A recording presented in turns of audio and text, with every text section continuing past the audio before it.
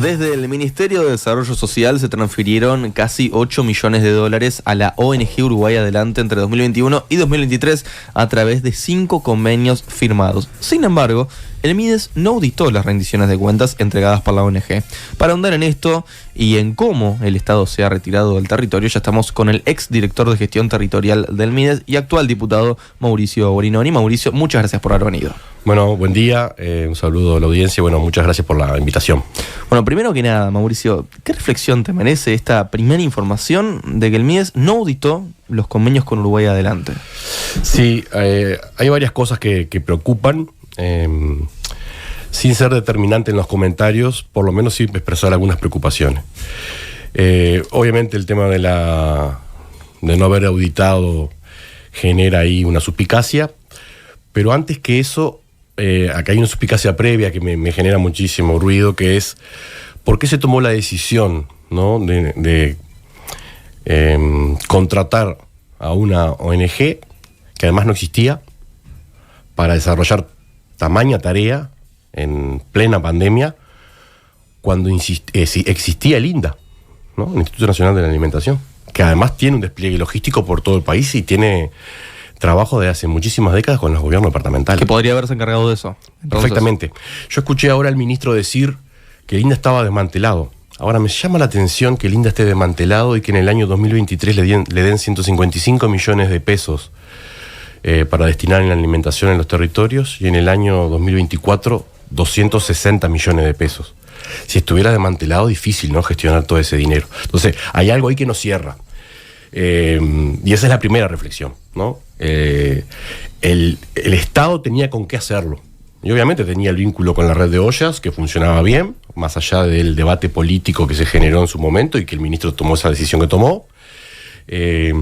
No había necesidad de dar este paso que además ahora estamos viendo genera todas estas reflexiones que ponen en duda, digamos, el accionar del Estado de forma eficiente por un lado, pero además también, eso de generar suspicacia, sí, aquí tenemos actores privados, ¿no?, que de alguna forma se vieron beneficiados por esto, ¿no? Entonces, eso no le hace bien, ¿no? No le hace bien al gobierno, obviamente. Y bueno, yo creo que la primera decisión equivocada es la del presidente de la República, que es quien acuerda, ¿no?, digamos, este procedimiento. Después, esto de que faltan boletas, ¿no?, a través de un pedido de información pública, ¿no?, que hace una periodista, también es preocupante. Porque yo escuché al ministro salir a decir que la información está, pero no la entregó. Y la información fue pedida en el año 2023. Y todo bien, yo puedo entender que puede haber algún error de mandar un archivo, pero no demoras un año en mandar la información correcta, ¿no?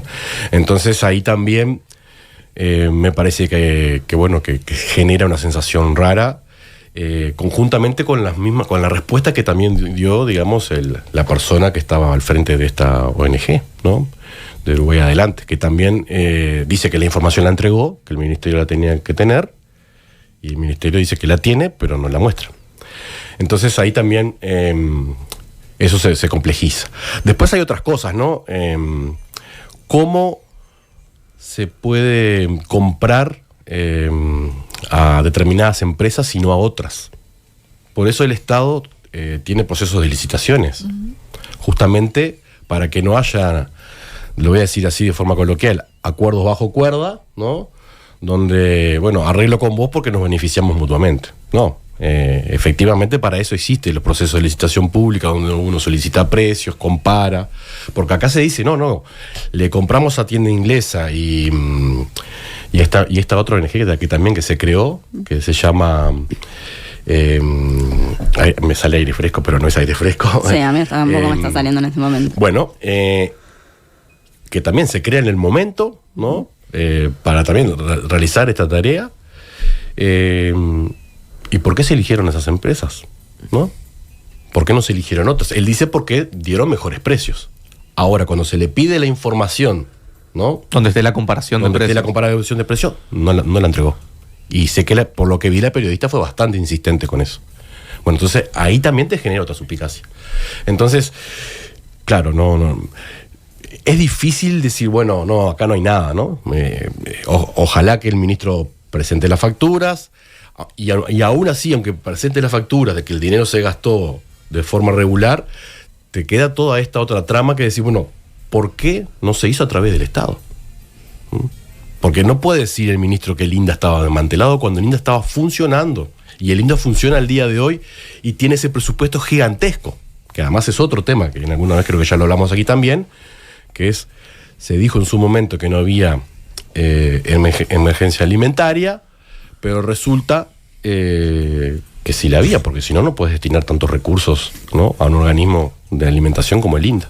Bueno, entonces ahí te termina no cerrando un discurso que queda como incongruente, ¿no?, donde ni de los actores del gobierno ni de los actores de la ONG te dan una explicación clara de por qué se tomaron determinadas decisiones. Después aparecen cosas, ¿no?, como que bueno, como que la ONG compró la carne en tal empresa en Carrasco porque era un conocido y le dejó al precio del pollo. No, señores, eso no funciona así, no debería funcionar así, ¿no? Después la empresa iba a ser auditada por una empresa de auditorías importante en Uruguay, y termina siendo auditada por la hermana contadora o sea, por una contadora que es amiga de la hermana del dueño de la ONG. No, eso no puede ser así, ¿no? Porque genera justamente esto que ahora, ¿no?, muchos ciudadanos pueden estar pensando de que efectivamente el dinero no fue usado de manera correcta.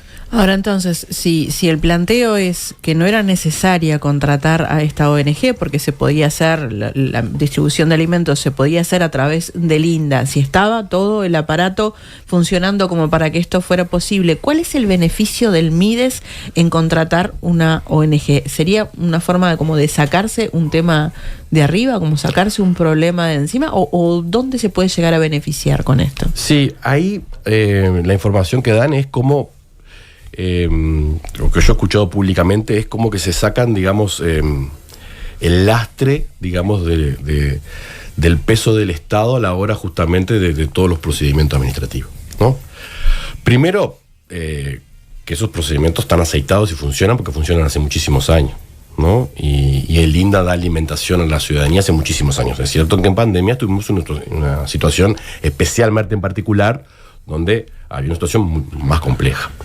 Ahora, estoy seguro que una institución del Estado, con los años que tenía el INDA y además con la mejora en la gestión que había tenido en el periodo pasado, porque eso también lo quiero decir, porque eso de que estaba desmantelado no es cierto, ¿no?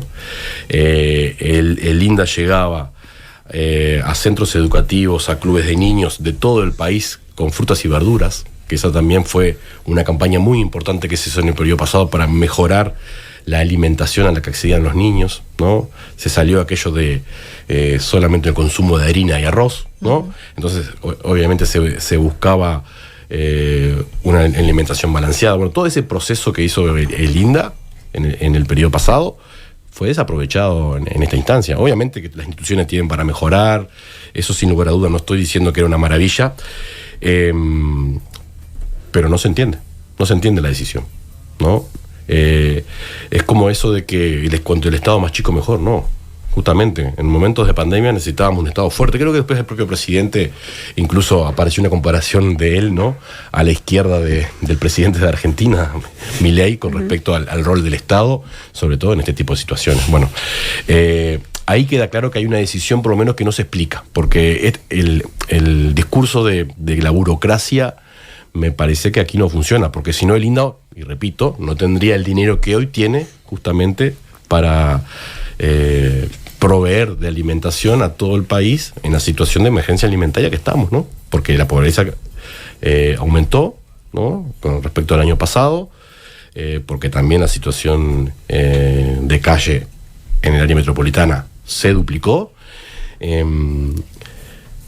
aumentó también la desigualdad, y efectivamente quienes hoy tienen un incremento salarial después de 3 años de no tener aumento salarial son solamente el 20% que tiene mayores ingresos. Eso acaba de salir también, es una información muy relevante. El 80% de más abajo no tuvo aumento de salario, o sea, lleva 4 años sin tener aumento de salario, cuando veníamos de 15 años consecutivos de crecimiento del salario real, ¿no? Estamos hablando de un aumento de 60% del salario real en 15 años, que se vio ahora interrumpido por 3 años o 4 años, según en qué lugar de la escala social se esté, con respecto a los ingresos. Mauricio, ¿y cómo evalúas tú el vínculo que tuvo en realidad el Mides, fundamentalmente en el periodo que estuvo Martín Lema, que es quien estuvo mayor parte del tiempo allí en esta administración al frente de esta cartera, con las ollas populares? Yo creo que se politizó el Mides, ¿no? A mí me da la sensación que Lema hizo lo que criticaba, ¿no? Lema criticaba las transferencias monetarias. La principal política de este Mides fue las transferencias monetarias, ¿no? Nosotros obviamente no las criticamos porque creemos que es un instrumento muy útil, ¿no? Se mantuvieron y se aumentaron en este periodo. Entonces por ahí ya hay una primera cuestión que no se entiende. Después, del tema de las auditorías, eso es otro, ¿no? Que no me gustaría dejarlo pasar. Se generó, ¿no? Hablando de suspicacia, se generó todo un manto de dudas sobre la gestión del Mides, ¿no? Y fue tan ridículo lo que encontraron, que es de Vox Populi, digamos, que lo que se dice es café vencido, ¿no? Efectivamente no había en la gestión anterior del Mides problema, digamos, de falta de transparencia. Como todo, un ministerio que gestiona todo lo que gestiona, ¿no? Que tiene una interacción con amplísimos sectores de la sociedad uruguaya, en la salida de la licitación, en los expedientes, las renovaciones. Hay veces que no coincide el término uno con el comienzo de otra. Bueno, se hace una compra directa hasta que se pueda, digamos, regularizar la situación. Esas cosas pasan. Y también pasaban antes y pasan ahora, y yo no estoy hablando de eso. No estoy hablando de... por un lado... es una de las cosas que suele decir este gobierno. Hicimos compras directas porque en medio de la pandemia y más había que resolver rápido. Bueno, es que en algunos casos sí amerita, ¿no? Ahora, la información tiene que estar, ¿no? Esto de contratar una ONG no se entiende. Yo al menos no lo entiendo, porque no le veo el beneficio. Después, además, resulta que esta ONG recibe dinero de sponsoreo, por otro lado, de las propias empresas con las que contrató servicios, ¿no? Entonces, te genera duda. Yo me pregunto, con esta polémica, el Ministerio de Educación y Cultura no va a auditar a estas organizaciones civiles, porque a razón de qué recibieron el dinero, para qué está ese dinero, porque la verdad que genera muchísimas dudas, y sigo sosteniendo, digamos, que no había necesidad de hacerlo. Entonces, me hiciste una pregunta, ¿no? Por un lado, este ministerio, con el ministro que acaba de salir, Lema, mantuvo las transferencias monetarias. Por otro lado, tienen problemas administrativos similares a lo que podríamos haber tenido en el periodo pasado. Entonces, muchas veces cuando uno está del lado, digamos, del Poder Legislativo, tiene que fiscalizar, está muy bien, pero cuando está del lado de gestión se da cuenta que a veces las cosas no son tan fáciles. Entonces, ahí también, como, digamos, yo no estoy acusando que esta gestión sea fraudulenta, ni mucho menos, pero en el pasado se nos dijo a nosotros que sí y no se encontró nada. Yo ahora digo, con respecto a esta situación, genera muchísimas dudas y estaría bueno que la aclararan, ¿no? Que la información apareciera. Después, el ministerio creo que quedó en stand-by, para decirlo de alguna forma, ¿no? Porque no se avanzó en el sistema de cuidados, ¿no? Porque no se puso plata, no se desmanteló el sistema de cuidados, pero no se avanzó. Ahora uno ve que, bueno, los asistentes personales se van a volver a adjudicar a los binomios, pero pasaron 3 años. Y la gente que fue muriendo, esos asistentes personales que quedaron sin trabajo, no se adjudicaban a otras personas. Entonces, ahí se vio, y esto es un caso muy particular que estoy comentando, una situación en particular. Después pasaba también con las becas de inclusión socioeducativa, ¿no? Que se usan justamente para familias de bajos recursos que viven en cierto contexto, que no tienen acceso a jardines públicos, y el Estado, a través de esa beca, le soluciona a la familia que el niño esté en un lugar cuidado y educándose. Bueno, esas becas también tuvimos ahora a principio de este año una polémica en el Parlamento, con una media hora previa que hicimos, porque efectivamente estaban las organizaciones de la sociedad civil que trabajan con primera infancia sosteniendo sin recibir el dinero que les tiene que pasar el Estado por esta tarea. ¿no? De las becas de inclusión socioeducativa. Bueno, y fue todo un tema para ellos, porque ¿qué le decís a una madre y de contexto crítico que si no deja el niño en ese centro educativo no puede ir a trabajar? No te lo recibo porque el Mides no me hizo la transferencia. Bueno, entonces esas cosas pasaron y han sido muy preocupantes. Y después, yo también esto lo denuncié en su momento en el Parlamento, que me parece una de las cosas más graves, es todo el aparato clientelar que armó el Mides, ¿no? Porque el Mides puso directores departamentales políticos, que está muy bien, porque hay que conducir los territorios y obviamente en una institución centralizada del Estado tener 19 direcciones departamentales con jefaturas políticos está bien, pero después pusieron jefes políticos también en las oficinas territoriales, ¿no? Estamos hablando de 40 y pico, y después también ponían subjefes, que también eran del sector. Bueno, fueron públicas las peleas en los departamentos y salieron hasta por la prensa de que un sector del Partido Nacional se peleaba con otro, incluso la gente de Cabildo protestando. Bueno, en territorio es que estaba justamente antes el actual ministro, ¿no? Ocupando el mismo cargo que ocupaste tú. Exactamente. Alejandro Ciarro. Exactamente. Y bajo su mando es que sucedieron todas estas cosas. Bueno, hay un caso típico en Salto, ¿no? De una persona que era directora del Mides, que además después se fue a trabajar a Salto Grande, pero mantuvo el cargo en el Mides. Bueno, ese tipo de cosas que no le hacen bien a la política pública. Y lo último que quiero decir con respecto al rol del Mides es el retiro del Estado, ¿no? Del territorio, ¿no?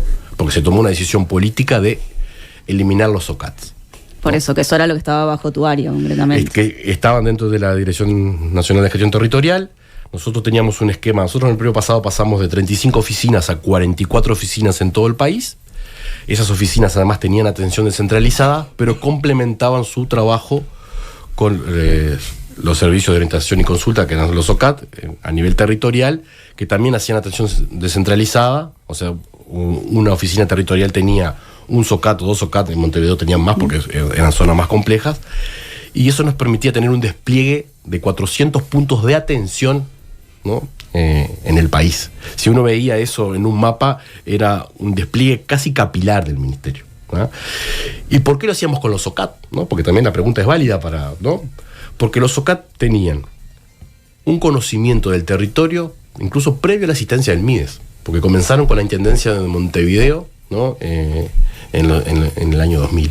Entonces, uno no podía prescindir justamente de organizaciones de la sociedad civil que tienen un amplio conocimiento, obviamente con gente capacitada, porque en las licitaciones públicas que hicimos para adjudicar los OCAT hay un montón de requerimientos, entre ellos justamente tener equipos formados y con experiencia en territorio. Entonces, la familia que no llega a una oficina territorial, porque eso es lo que pasa, ¿no? La pérdida de derechos comienza cuando vos vivís en una zona extremadamente compleja que te dificulta, porque no tenés ni siquiera para pagar un boleto para ir a la centralidad de una ciudad, ¿no? Y por lo tanto no accedes a una oficina territorial de un ministerio, cuando tenías un servicio de un SOCAT que estaba en una policlínica, en una escuela, ¿no? En una organización de la sociedad civil en un territorio complejo, donde vos ibas justamente a plantear cuál era tu problema. Y además ese equipo que estaba capacitado construía la demanda contigo. Muchas veces se iba por una situación de emergencia alimentaria, por ejemplo, y había una construcción de la demanda donde aparecían situaciones de violencia basada en género, donde aparecían niños que no habían dejado de ir a la escuela, bueno, y eso se derivaba a los equipos correspondientes. Bueno, con los OCAT pasó esto, se los eliminó, pero también los equipos, por ejemplo, de visita, donde se valoraba justamente si la persona les correspondía o no una tarjeta Uruguay Social. Eso también se eliminó. Entonces no hay equipos hoy en día que lleguen, digamos, profundamente a los territorios y tengan ese vínculo con las familias que es tan necesario, que además es un vínculo que demoró años construir, porque genera necesariamente, es una situación de confianza que vos vas generando con la familia. El técnico que está ahí en el barrio conoce la familia, sabe su trayectoria, ¿no? Sabe por las situaciones que ha pasado. Bueno, todo eso se desarmó y eso sí va a ser muy complejo volver a construir, porque además los OCAT estaban dentro del presupuesto del Ministerio de Desarrollo Social y bueno, y obviamente en un nuevo gobierno habrá que ver el presupuesto que le corresponda al Ministerio de Desarrollo Social. Todo el mundo va a pelear por tener un mayor presupuesto, pero acá hay que, digamos, ir de -10 para volver a llegar a 0. Entonces va a ser bien difícil volver a lograr ese esquema territorial tan abarcativo que teníamos en el pasado. Mauricio, nos quedan pocos minutos, Sí. pero hay un último tema que nos gustaría poder charlar contigo. De un tiempo a esta parte hubo un incremento de la violencia general, pero especialmente lo que tiene que ver con los homicidios. Este fenómeno de la criminalidad se distribuye desigualmente en la sociedad, y los sectores medios, y más aún los de menores ingresos, son los que están más expuestos, ¿no?, justamente a ser víctima de los delitos. ¿Qué esfuerzos, propuestas institucionales te parece que faltan, en especial para los jóvenes, para que no ingresen a grupos ligados a la criminalidad? Eso por un lado, y por otro lado, pensando justamente en esta situación de la violencia, ¿el Estado te parece que se ha retirado de las zonas más vulnerables? Sí, excelente la pregunta, porque ya era un tema muy importante en el periodo pasado. En el periodo pasado, estas situaciones se habían empezado a dar, ¿no? Había, sí, en el área metropolitana, la instalación del narcotráfico en la periferia, pero también existía incipientemente en localidades del interior. Entonces hicimos reuniones interinstitucionales en el departamento de Paysandú, recuerdo, si no me equivoco, en el departamento de Salto, si no recuerdo, hicimos 2, y también hicimos en Maldonado, porque justamente, obviamente nosotros desde un rol social, entendíamos que no podíamos dejarle los barrios a los narcos, ¿no? Porque cuando el narco te impone condiciones en determinadas zonas, determinados barrios, y te dice, bueno, acá mando yo y vos tenés que pagar peaje para entrar, ¿no? Entra el que provee el almacén, entra, ¿no? Me refiero al lechero, al que trae las bebidas, al que trae la verdura, te va imponiendo condiciones y te va generando un esquema donde el que gobierna es él, ¿no? Y eso ya en el periodo pasado se notaba. Entonces, obviamente que teníamos una articulación importante con el Ministerio del Interior, obviamente cada uno en su rol, con las instituciones educativas, ¿no? Porque también pasaba que los maestros tenían miedo de dar clases en esos contextos. Eso de los balazos que hoy es tan común la salida en un centro educativo, ya había empezado a pasar en el periodo pasado. Entonces, lo que no puede pasar nunca es que el Estado se retire, ¿no? Obviamente es un tema muy complejo que requiere de una visión integral de todo el Estado. Hay un rol que es del Ministerio del Interior sin lugar a dudas, ¿no? Y no solamente desde el punto de vista de la represión, que es muy necesario, pero también desde el punto de vista de la rehabilitación, ¿no? Con aquellas personas que entran al sistema carcelario, pero que algún día van a salir y no pueden salir peor de lo que entran, ¿no? No pueden salir, por ejemplo, de la situación de calle a la que salen, porque además la reincidencia empezó a evolucionar desde el punto de vista porcentual y cada vez es más frecuente. Entonces ahí hay un tema para atender desde el Ministerio del Interior. Desde el área social, yo creo que hay que seguir estando más presentes en el territorio con mayor infraestructura, sin lugar a dudas, ¿no? Con la presencia del Ministerio de Desarrollo Social, obviamente de las organizaciones de la sociedad civil que conocen muy bien el territorio, ¿no? Obviamente del Ministerio de Salud Pública, de ACE, las policlínicas tienen que seguir estando. Obviamente de los gobiernos departamentales hay que avanzar en el desarrollo de infraestructura, ¿no? De tener lugares, centros de convivencia, de acercar los derechos a los bienes culturales de esas familias, de esas personas, ¿no? Entonces, cuando avanza el sistema de exclusión, ¿no? Donde tenemos efectivamente como islas dentro de la ciudad, donde el Estado empieza a perder pie, estamos condenando el futuro. Y déjame pasar este aviso, en el programa del Frente Amplio justamente se viene insistiendo en que en un próximo gobierno hay que volver a definir zonas prioritarias donde el Estado tiene que llegar con todo, ¿no? Lo que en algún momento, en algún gobierno pasado se llamó el Plan 7 Zonas, bueno, pues, Sí, hablamos hace un ratito justamente. Bueno, efectivamente, pónganle el nombre que quieran, pero la idea tiene que ser justamente una presencia integral del Estado con todos sus recursos para darle, digamos, la posibilidad de que esas personas ejerzan derecho y que vivan en una sociedad integrada, ¿no? Mauricio Guarinoni, exdirector de Gestión Territorial, muchas gracias por estos minutos. Bueno, por favor, a la orden. Gracias. Mirá, nada que perder.